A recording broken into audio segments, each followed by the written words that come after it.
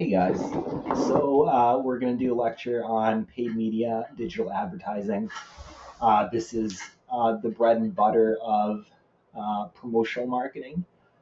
So when you look at all the activity that happens for any brand or business, a good chunk of that is going to be paid media. Anything that's really not content marketing. So we're going to look at the different channels, how this falls into the strategic plan, and where you invest, where you spend your time, on what the technologies and platforms are being used right now, and it gets confusing with the platforms. So definitely ask questions because, like with everything in digital media, there's a ton of overlap. Some terms mean the same thing. There's not a lot of definition, especially when it comes to ad tech, and people really push buzzwords that end up meaning the same thing. So let's just jump into this. Each channel that you invest in should have really strong logic on where you're putting your money, what makes sense. Usually for small brands, this is going to be the place where you have the most impact. What is going to what is most likely to give you a dollar back from every dollar you put in. And very frequently that ends up being paid search, for example. It's just people who are looking for a barber. If you're a barber, you want to invest in marketing and get that money back. Well, it's the people who type in barber on Google. Like where else would you advertise where you have a customer that needs exactly what you are selling? And so that specifically is why Google is kind of a money printing machine. They have this monopoly of search and fulfilling people's needs, but it's not always. Obviously, it's not always Google where you throw all your money and try to max that out. It really depends on what your brand is, who your customer is. Every industry is different. Um, and this is also one of the necessities of, like with everything, understanding your audience, but also researching your competition. For example, if you're a barber, you should know where other barbers spend their money. What's normal, um, what they're doing on Google. Just by you searching for barber stuff and seeing what comes up. You don't need to kind of go into spy mode and start asking them questions. There's some simple and of observational insights that you can make just by looking at the businesses that you're up against. Um, the reason for that specifically is history for data. If a business is advertising, it's more than likely they're looking at what that is getting them, and if they continue to do that for an extended period, it's a good investment. This is historical data. You should be making decisions based on data, and all the better that you didn't have to do that test yourself. Somebody did that for you. Um, that this in itself is a bit of an assumption, but in many cases it ends up being correct, and we have to balance assumptions with what we know, what we can know, and just try to make the best decision. This may feel fuzzy for somebody who is new to digital media. And there is some uncertainty, and uh, you know, like everybody wants precision, everybody wants to know that they're 100% making the right decision, but there's always going to be a bit of fuzziness in kind of where you spend your money and what exactly you do, and that is especially the case when you get larger and your media plan just has more prongs to it. So again, it just comes down to putting your money into the place that's most likely to get you that money back. So that's return on investment. It's a pretty standard marketing term that you should already understand. Um, allocating spend. So let's say that you are running campaigns. Uh, you've spent time in different media channels. You've understood what is performing, what is not.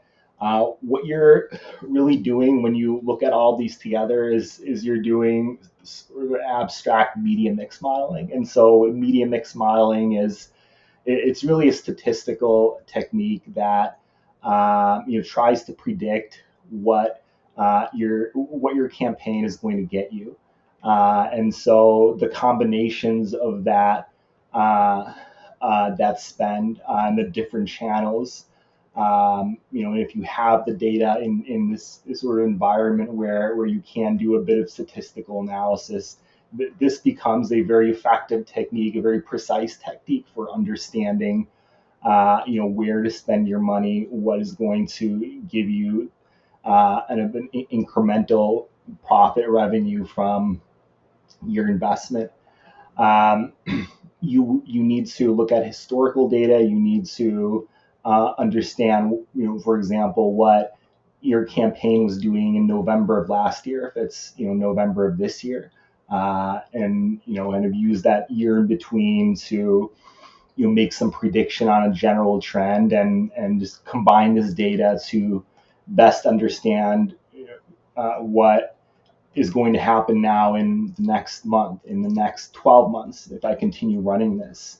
And most importantly, when you put all this together, if you're spending $10 and you want to spend $11, where is the best place to put that extra dollar? Because the more you spend, the lower the effectiveness gets for these different channels. And so, for example, if you're spending money on Facebook, uh, you are targeting a specific audience, let's say 20,000 people. If you double that spend, if you target 40,000 people, uh, you're going to pay a different price. It's going to be a different a marketplace condition. It's more people, and of what is happening, the results you're getting is going to change, and in many cases, you end up getting less back. Um, but again, that's probably not the best generalization, because it really depends on the size of the business and the industry. But just overall for everybody, there isn't an unlimited amount of ad space and customer attention that you can just buy when you feel like it. Companies will definitely tell you there is, and that's where you get into just like spending a ton of money on those annoying banner ads, like on magazines. Like somebody's going to tell you, oh yeah, you can totally reach 1 million people, just dump your money right in here. But the truth is that every one of these channels has um, a measurement of effectiveness, and when you max out on the most precise way to target your audience, the next thing on your list to invest money in is just not going to perform as well.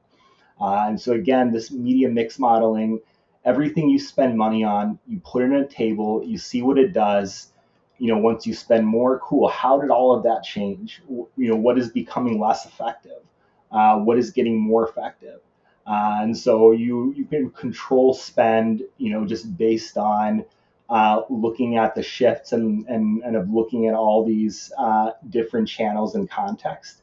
And there's also influencing factors like economic conditions. So, um, these can be broad, macro sort of conditions like, consumer angst from inflation.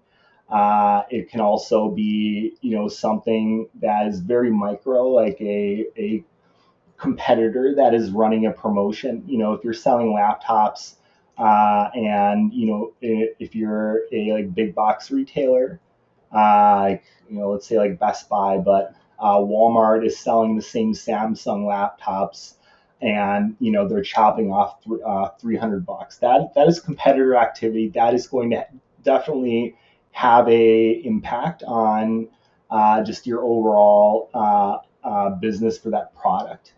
There's also seasonality. Seasonality is, you know, I mean, again, depends on the business. Like if you're, if you're a snow plowing business, obviously that's, yeah, like we don't have snow in the summer. So, you're just not doing business then. But seasonality, like the Christmas shopping season, that's a big deal. This is when consumers start opening up their wallets. When you look at a chart of where consumers have spent their money over, uh, the last 12 months, big chunk of that is going to be around the Christmas season. Everyone has a share of wallet that they dispense on, different disposable income opportunities, different needs throughout the year, and for certain products, certain categories, Christmas shopping season, huge impact on seasonality. Um, Other categories, not so much. I worked with a lot of beverage brands and CPG products. Um, Milk is does not really have as much of a seasonality factor in a grocery stores, or like eggs, for example. Um, I actually haven't worked with eggs specifically, but there isn't this sort of, maybe Easter actually. Other than Easter, people need eggs. They're gonna buy them throughout the year, and so it depends on the product, depends on the category, but seasonality can be a big deal. And again, we all know COVID, macroeconomic, inflation stuff, that can be a pretty big deal, but that is also more smoothly applied over a period of time.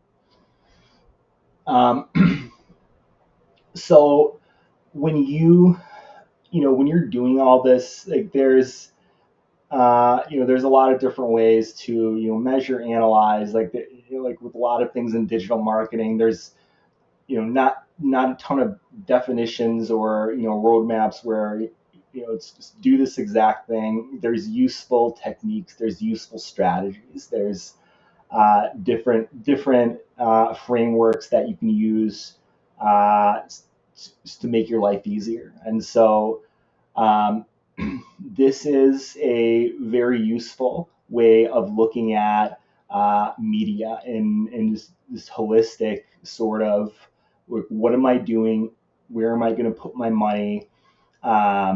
What's going to make sense? And so uh, peso is specifically public relations framework that, or at least it comes from that world. It's something that I used at Red Bull. They are a brand that relies a lot on organic impressions, media mentions, buzz around their athletes. But the peso framework is also used by a lot of other brands that spend a lot of time on money on paid media. It's not necessarily a PR centric thing. It's just a useful way of categorizing media. And so there's four categories here. Paid media, is anything that you are just putting a dollar behind and just paying for someone to see a thing at that moment. um, Earned media. Earned media is a big deal. This is where um, a newspaper or a magazine or a content creator uh, shares your stuff, and they're putting it in front of their audience because there's enough incentive and value in that for them to pass that along. Very important. This is really where brands are built, and you really need to plan this out and understand when and where in the future am I going to do this in relationship to the marketing that I need to spend today, which will be paid media. Shared media. So this term's a little bit confusing, but shared media is just your own audience. And, depending on where you hold that audience. This in the past, few years is getting more difficult. So your own social media audience, if you have a Facebook page, you're trying to reach your followers. Well, actually, Facebook is not really letting you, reach all those people anywhere near as easily as before. It's kind of a pay to play atmosphere. This can be reviews, forums, communities, your content that you share is just an audience that is in your kind of sphere of impact. Someone that you can just push out content to without having to pay money. Owned media. So this is an audience that seeks you out for content and distributes your content to an audience that is wholly owned, like content marketing efforts, blog post, podcast. This is heavy duty content marketing. Really, the point of all this is to have this on your radar to understand what how am I going to plan against this in the future if I'm not implementing this now. And you're doing all of this to maximize the synergistic impact. When you kind of look at everything together, you can see how it better connects, what has more or less value, how can you kind of adjust the nozzles and gears and dials and all these different components of your media to get the most, to do the most, to maximize impact. And so everything has different value. There's different authority and of how you connect with your audience. When you're a small business, this is more nebulous. It's how the public perceives a barbershop isn't anywhere as tangible and real as how the public perceives a large CPG brand. But again, what's more important is for you to have visibility and have this on your radar when you are planning out all of your different content. All of these different places, there's different benefits, there's different levels of trust, there's different levels of impact that you're going to have on your audience. And when you've been doing this for a while and you can running a brand's campaigns and you can measure impact, cost, effort for all of these, it's going to give you the data to change your investments, to change your time and what you're doing, maximize impact. And it's always about data, looking at what's happening and making changes to improve what is happening. Paid media, which is really this whole lecture, this is unique and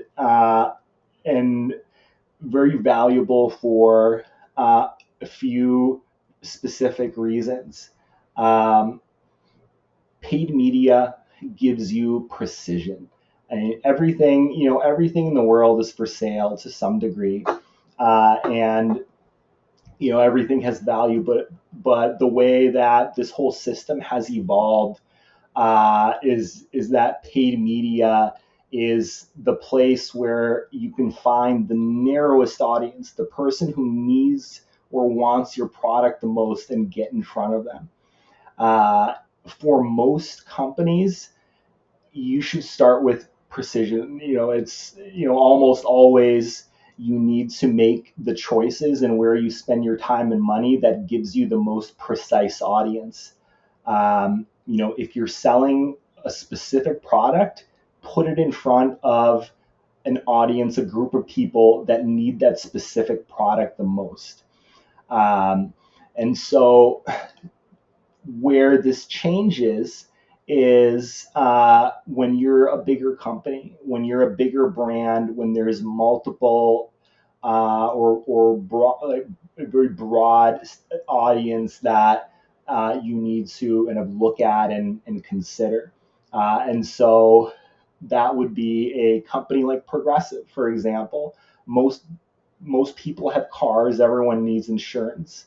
And so this slogan, save 15% or more, and a lot of people know that, and that is from reach, that is from continued, is the compound effect of just seeing this in random places all over the place. Advertising especially is evolving in a way where consumers are kind of blocking out a lot of this commercial activity. Everything in media is a bit of a marketplace and evolves on its own. Brands do one thing, consumers do another thing. Well, brands are putting a lot of crap in front of consumers, and it just means that all these messages, all these push notifications, all these emails, all that, the impact decreases, consumers don't pay attention, and that puts more value on this sort of broad reach-based targeting. How many people can you target versus who's the narrowest and most specific person I can hit with this message. But you need to kind of look at how all this performance compares across the board, and targeted, precise ads to specific audience.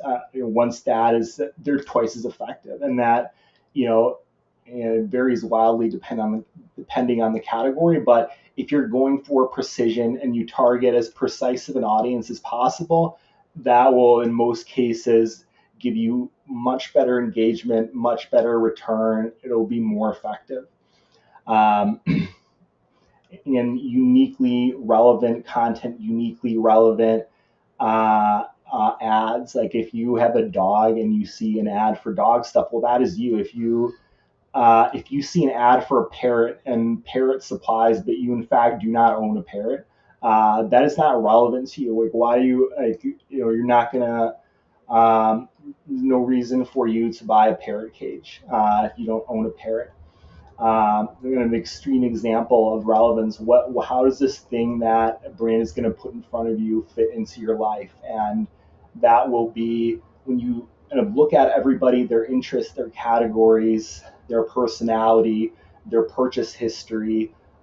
Everything lines up in a long list of data points where it is a statistical method of sorting audiences for you to target the most precise demographic, the most precise audience that the tools and platforms will give you.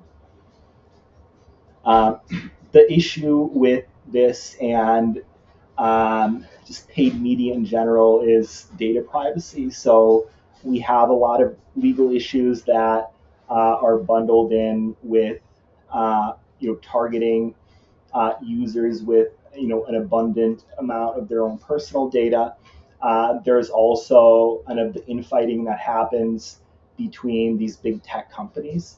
Apple made this change to iOS where they basically cut out Facebook and Google from tracking data for a lot of Apple users, and that that was as much of a power play for them as it was a here you go, we're protecting your data privacy, like ethical decision thing. There is a lot of tracking data that is available. It is becoming more difficult to tap into that. When you are jumping into one of these self-serve platforms like Google Ads, a lot of that is going to be taken care of for you.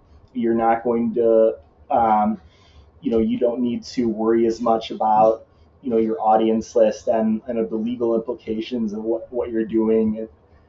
These big ad platforms are tools like Facebook ads.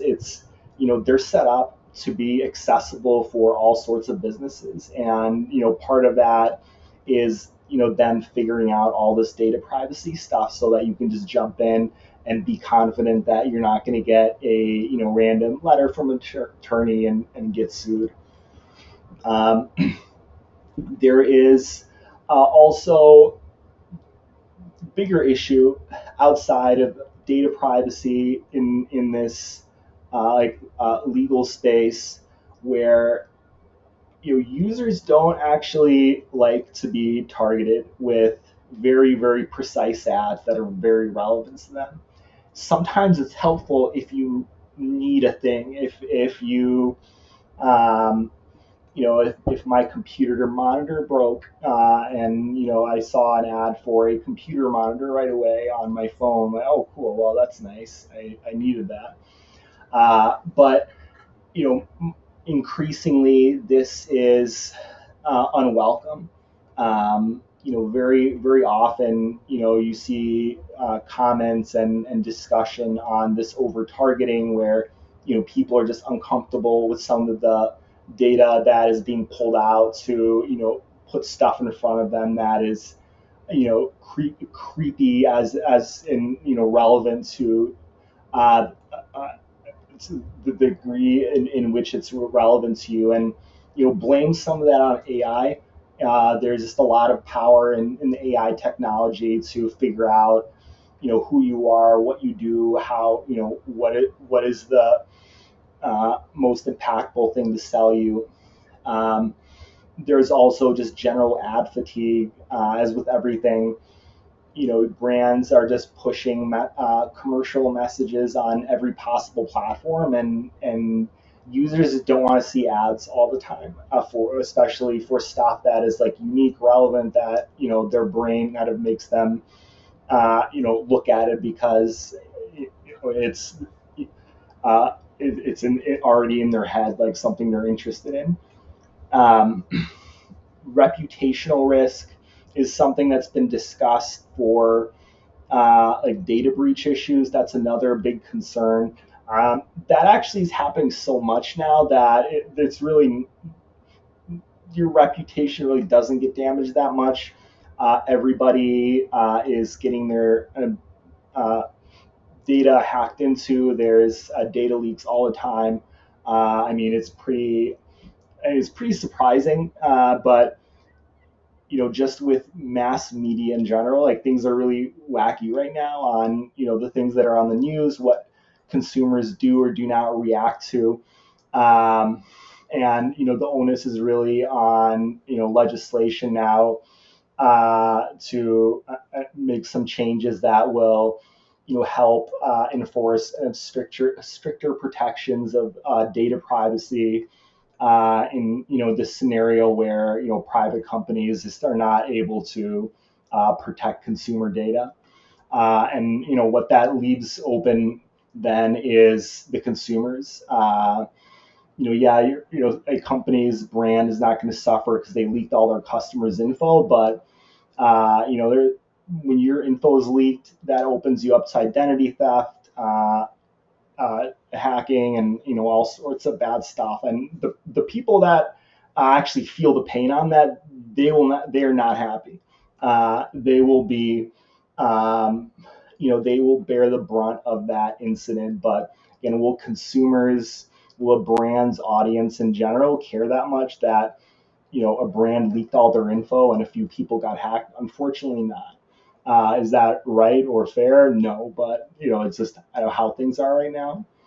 So that's kind of what is happening right now with consumer data, and again, it's a big component of paid search. It's in a way that we use data to uh, do precise ad targeting. Um, the ad ecosystem itself, there's a lot of different companies, there's a ton of platforms, and it gets confusing. What you should understand is that there's ad networks. So you can call any place that lets you, put in an ad and put it in front of consumers, an ad network. There's also demand side platforms, and so that is, and it's a platform that enables you to put ads in front of people. But in this case, you were doing the buying. You were buying ad space from a place that is selling it. Supply side platforms, that is a system which allows the publishers to whoops, I just had to pause here. I'm not sure where I left off. So supply side platforms. This is where a publisher sells ad space. So if you're, Vogue, and you have your Vogue fashion website, you're going to plug into an SSP to make that ad space on your website available to different companies. And so these are like fundamental categories. Now, how that actually looks in on an ad platform, it gets complicated, but you need to know kind of that platform and kind of rely on them to manage all of these kind of relationships. And everything gets fuzzy. And there's overlap, and it also gets confusing because it can vary on like very significantly based on the size of the company and of what larger platforms you're integrated with. So a big brand with a ton of customers, they're almost in a different world than you are. There's companies that have enterprise level offerings that integrate some of these components, and it ends up kind of looking and working in a much different way than just a small business would have to interface with for something like Google Ads.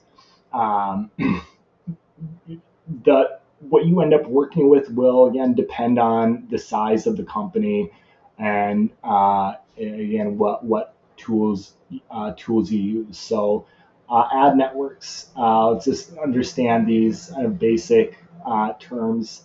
Ad networks are the intermediaries between advertisers and their website and website owners. So these are places which manage all these different ads and implement that ad serving process. Put you the advertiser in front of an audience.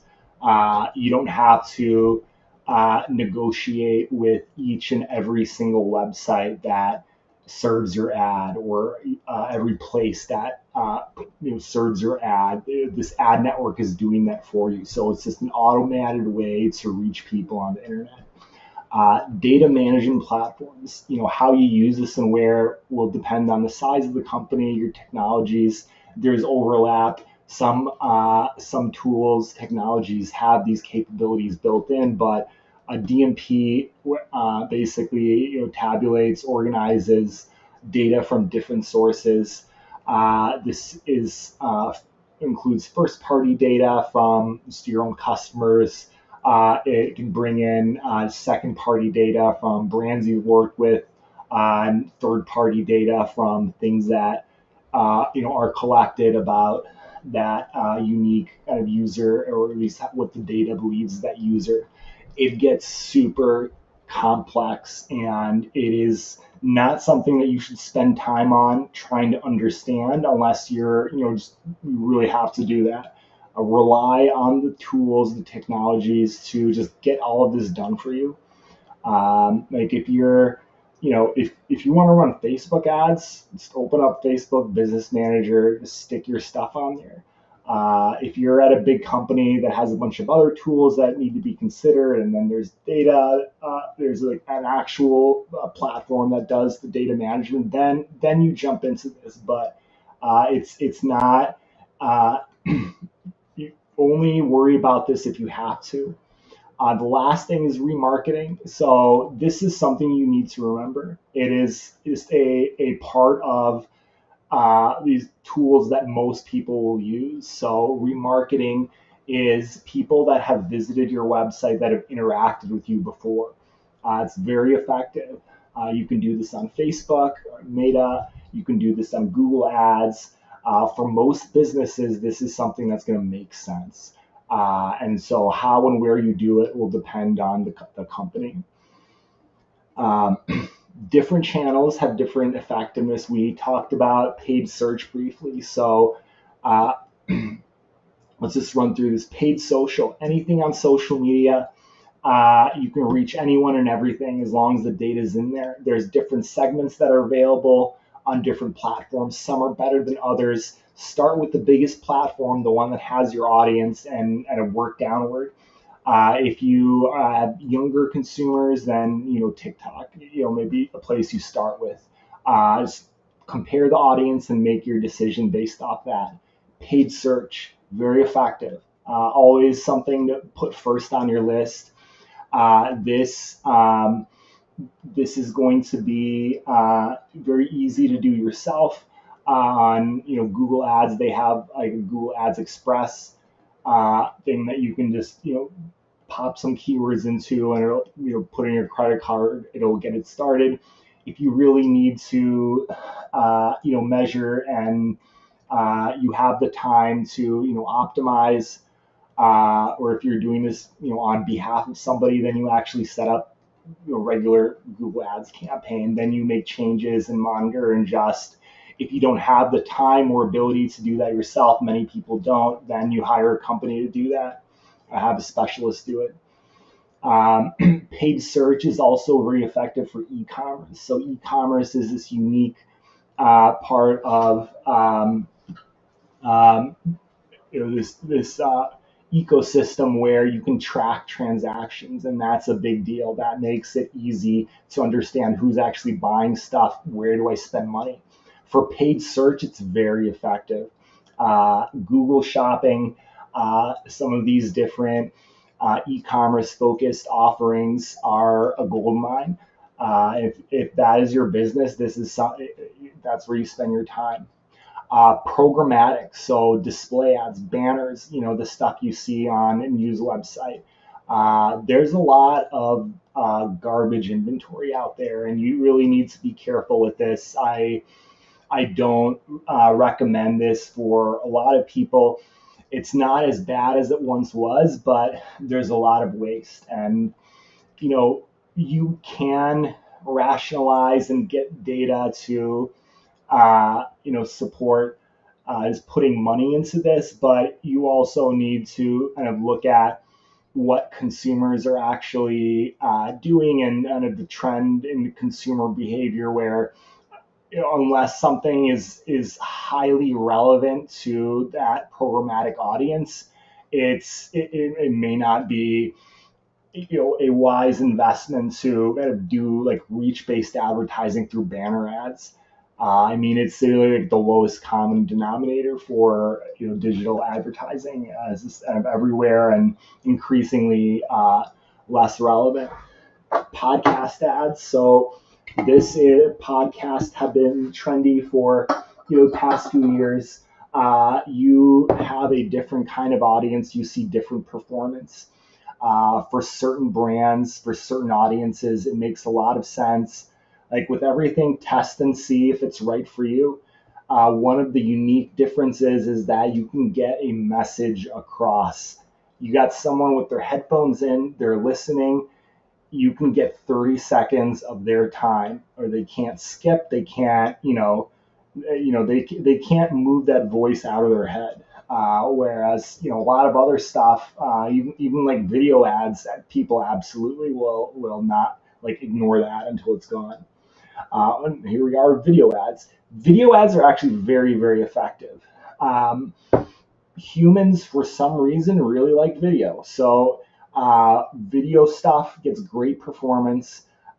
It makes a lot of sense in this non-paid context. For paid media, sometimes you can make video ads the kind of centerpiece of your campaign, but and you also need to don't exclude kind of static options text when you're kind of building your campaign. It's not a panacea, but it's a winner, and so implement where you can. Just don't take a shortcut and make everything video, and potentially lose out on other opportunities.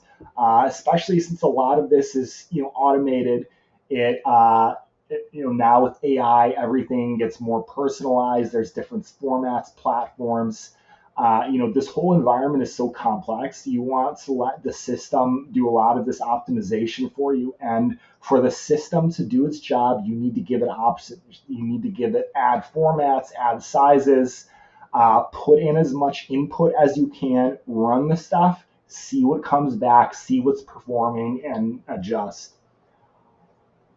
Retail media. So this is trendy. This is popping. Everybody is doing this. There's a few reasons that it's happening, and part of that is the same kind of success factors that Google has in putting their stuff in front of someone that needs it. That works very well for a retailer. If you're on one of these big brand websites, Walmart, all these guys are starting to do their own ad offerings, is letting brands they already sell run ads and get in front of more people. Um, Amazon is the big player here. It's probably the what you'd encounter in the wild here. There's a lot of value, and how this stuff has evolved. It works. It makes a lot of money. If you sell your stuff on Amazon, absolutely you need to look at Amazon ads. High intent. If you're selling, framed artwork, you can get in front of the people on Amazon who are looking for framed artwork. Very simple. Uh, Video ads, we discussed, highest click-through rate. What you need to kind of consider here is the first few seconds of an ad, people click out, people don't watch the whole thing.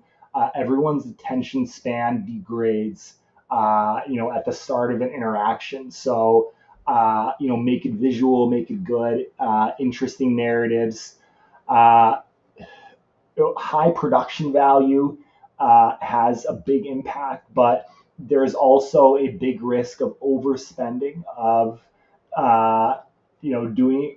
There's a lot of companies that will spend a ton of time and money to make a little video clip, and a lot of those times it's worth it, and that's what we've been doing for 80 years in advertising with commercials. But increasingly, and like, you can do the same thing. You can do it for 1/50th of the price with just a very capable freelancer, and there is a lot of evolution that needs to happen here. Video content is very easy to make, and so it's really up to that brand and company to determine the production process and what they can do. But we're all chimps. We're all, we have monkey brains that like cool colors and, things that fly around, make it interesting, make it visual. Um, there's a few best practices here. Um, Customers prefer video. This is where you're going to get most of somebody's attention. Vast majority of videos are watched on mobile. So, when you're here working on your desktop computer, and a lot of people in marketing are, is don't get it mixed up that, your video ad looks weird, in this like vertical format. That's where it's actually, that's how it's going to be seen by most people. So, you should be working from that vertical format in most cases, unless you're doing like some cinematic commercial for a big brand. Otherwise, it's vertical world. Video ads, excuse me, video ads that are 15 seconds or shorter have a higher completion rate, much higher completion rate than longer ads. And so that means keep it short, keep it sweet. Uh, you're not going to, it depends on the audience, but almost always you're going to see a lot more success with something short. Um, we we have a very short attention span, and so just make content for that. Platforms you should know: Google Ads. You can get certified pretty easily. This is a common platform that you will run into. Meta ads, this should be a first on your list in the United States based on audience on, where you advertise on social. TikTok, the strange place we're in right now with this TikTok bill, but this is a very effective platform. It has a very big audience. This is definitely something to look at. But when you go downward from meta ads and now you want to expand your social media ads, TikTok may not be the first one. There's other places, Pinterest, Snapchat. All of these social media networks have ad platforms that are self-serve. You go in there, put in your credit card, and you buy stuff. In all these platforms, you should be kind of working off of a cool video idea. It'll probably be your most successful ad. And then Amazon advertising. It's going to be a little trickier to kind of get certified and get experience, but absolutely, if you do e-commerce and sell on Amazon, you need to know and be able to work with this platform.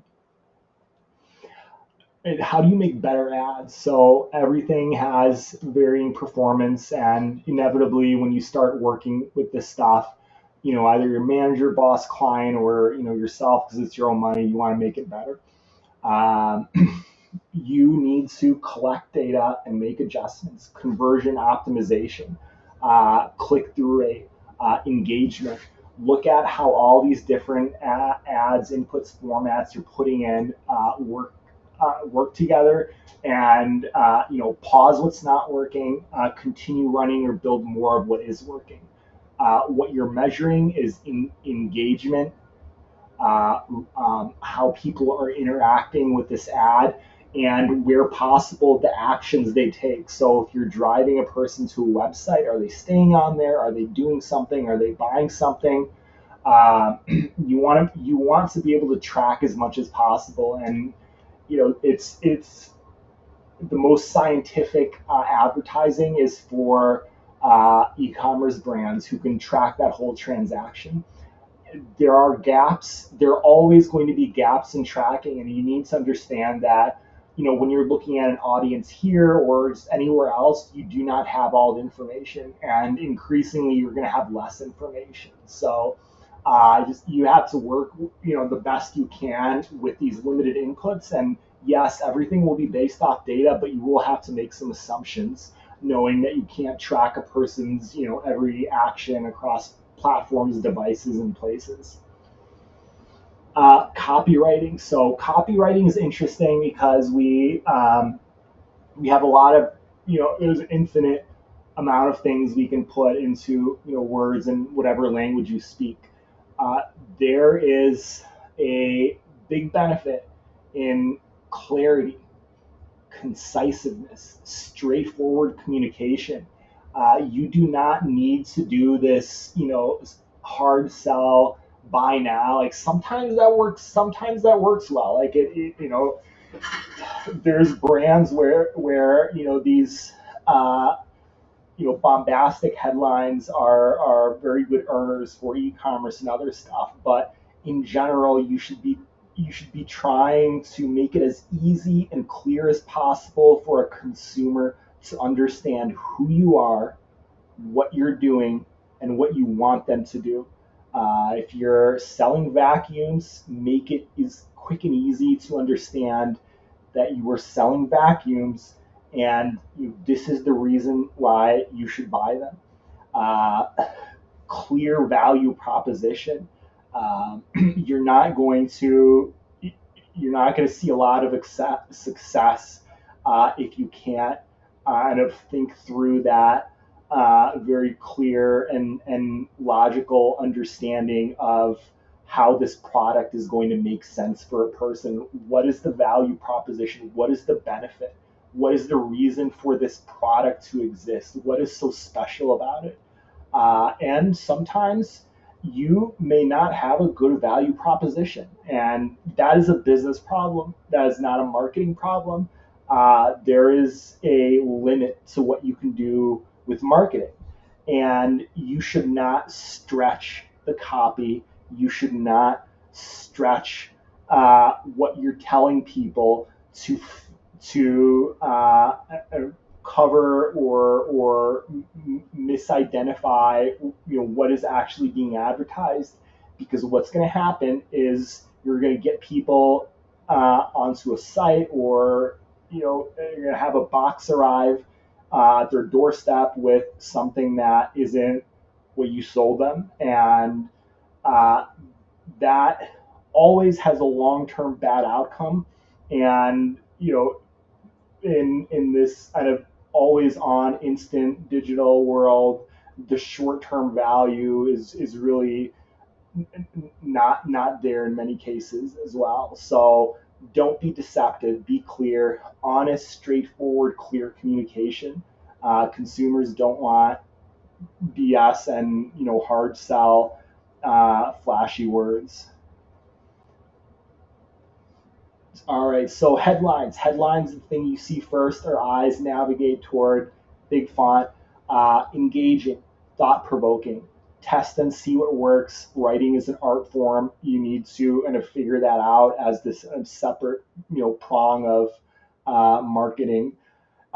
Emotional appeal. So emotional appeal is very subjective, but what you're writing, if you build emotion into that, if that is something you or your team or whoever believe is kind of a very tangible like part of the copy, it can have a big impact. Sometimes what we believe is emotion in words, or sounds cool and thought provoking, is not the case. So run it, see what people do. Sense of urgency. Be very careful with this.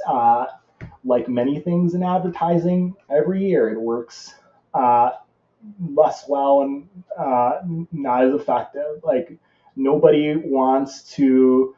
Nobody likes a hard sell. Everyone wants clear, straightforward, honest, upfront communication. But if there is a sale, if you are running a promotion, that is something that has a logical sense of urgency. Use carefully, be smart. Storytelling. Storytelling is where you get into kind of this part of marketing where you are comfortable with all of this, how all this stuff works, and you can really build in an idea or a creative vision into your plan.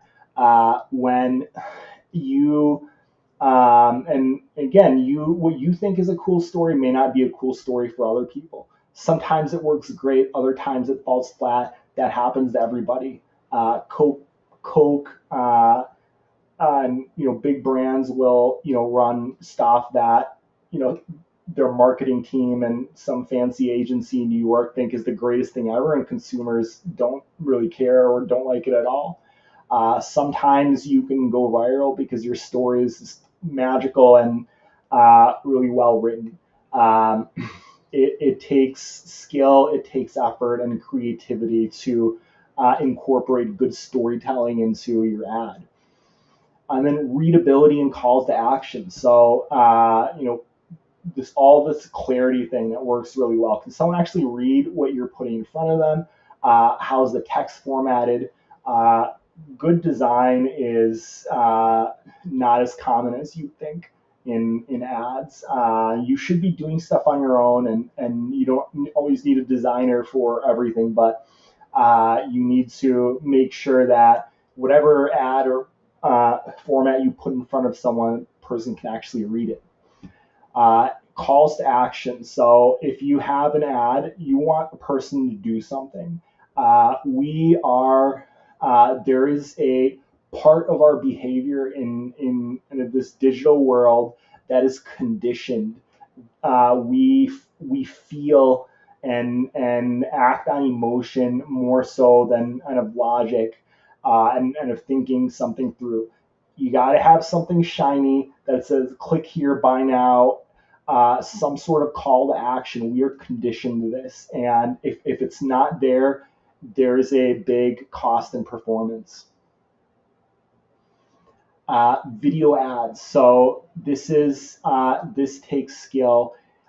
Start with a hook. you want people to see what is going to have the biggest impact in the beginning. Clear, concise message will get your point across, even for the people who don't watch the whole thing.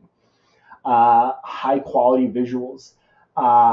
Sometimes, just a cell phone recording will work for some brands. But as a rule of thumb, if you invest the time to make a cool ad and make something that has a lot of value, is more visually interesting than the other ads a person is seeing, that will reap benefits for you. Um, so best practices.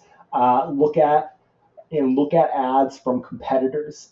All of this that we've gone through, yes, this is a process, this is information, this is how it works, but everything comes down to the brand and their performance. And if somebody has done all of your work, they've already spent 5 years testing ads and seeing what worked, and checking different formats, you want their data.